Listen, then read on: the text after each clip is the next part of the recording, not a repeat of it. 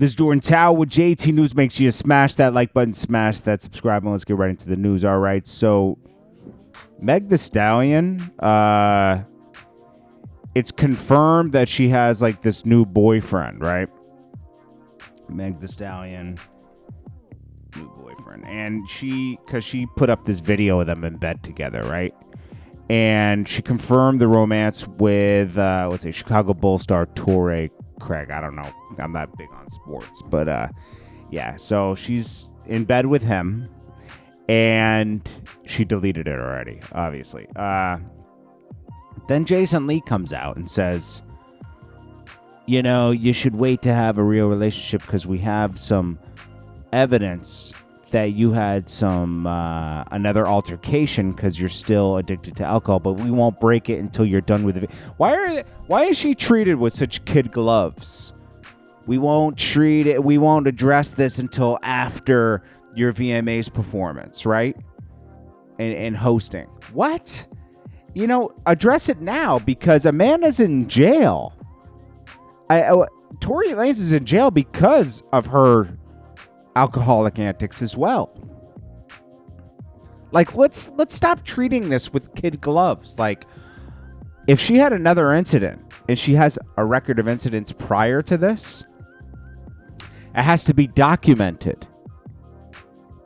Because yeah, I'm not saying Tory Lanez is innocent, right?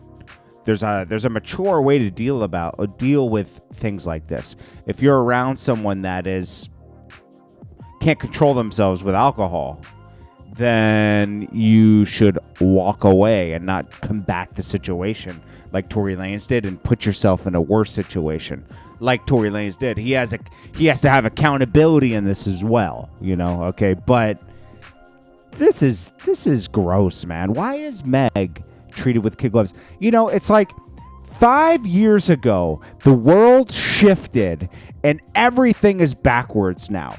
If you're a criminal, it's okay to steal because you get let out of jail. There's just so much stuff that makes no sense. It's harder to become a citizen in this country if you come in the legal way as a outside, you know, like someone from another country. It's harder to become a citizen if you're trying to do everything the right way. You fly in, you do all your paperworks. You have to wait a year or two. You have to go through grueling, you know, interviews. But if you cross the border, they might just sign you up.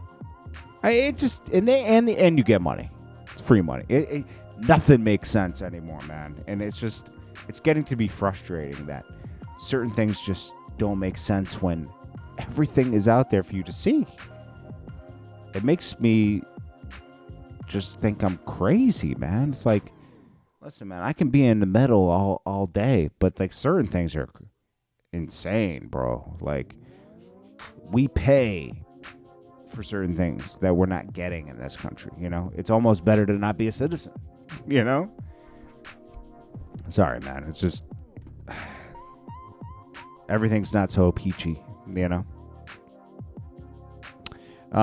Then we got I gotta keep bringing this up.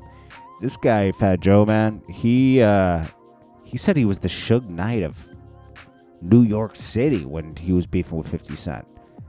When he was reacting to 50 Cent and his friendship, because 50 Cent just talked about it. No, you weren't. You were never the Suge Knight.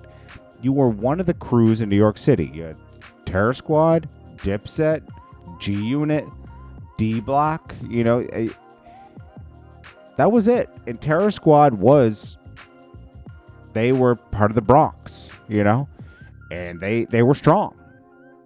But that doesn't mean you were Suge Knight. People weren't like walking around, oh my gosh, Fat Joe's coming, run. Never. Fat Joe never had anybody under pressure. Remy Ma felt so comfortable going against him. Tony's, all these guys, Cuban Link, all these guys felt very comfortable going against Fat Joe. There was no terror. There was no terror. Maybe when Big Pun was around. Yeah. Well, and we'll always be. I love certain Fat Joe records from the past. He had an incredible story of coming up. Nobody's taking his hip hop history away, but don't add to it. You have plenty. This guy started from the beginning, digging in the crates. He gave us Big Pun. He created a whole crew. Put on Remy Ma, put on a lot of people. A lot of people. Scott Storch, DJ Khaled. A lot of people came from the Terror Squad camp. You can never forget that. That can never be erased. But you don't need to add to it. Sabrina Carpenter debuts #1 on Billboard, beating Travis Scott by 1,000 units. Days Before Rodeo does 361. I think it's a re-release with additional content, right? Short and sweet, 362. Yo, who's listening to this much Travis Scott music? He has a big fan base, bro. I mean, he's cool and all, but this much Travis Scott? People overlook that Travis Scott is possibly, like, let's see, Kendrick Lamar first week sales.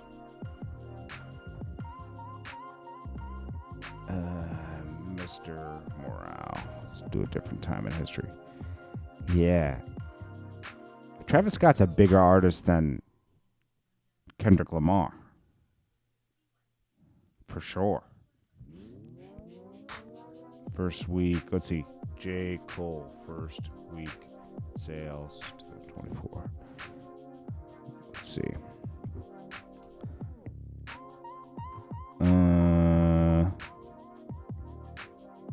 He's a bigger artist than J. Cole, too, I think. Highest selling rap albums. How much did J. Cole sell the first week? I think he sold more than J. Cole. Yeah. Yeah. It's interesting. Someone should look into that, you know? It seems a little weird. Seems a little weird to me. I don't know. Is it true? Do you think it's real? Are we being fooled? I don't know. Jordan Tower. New.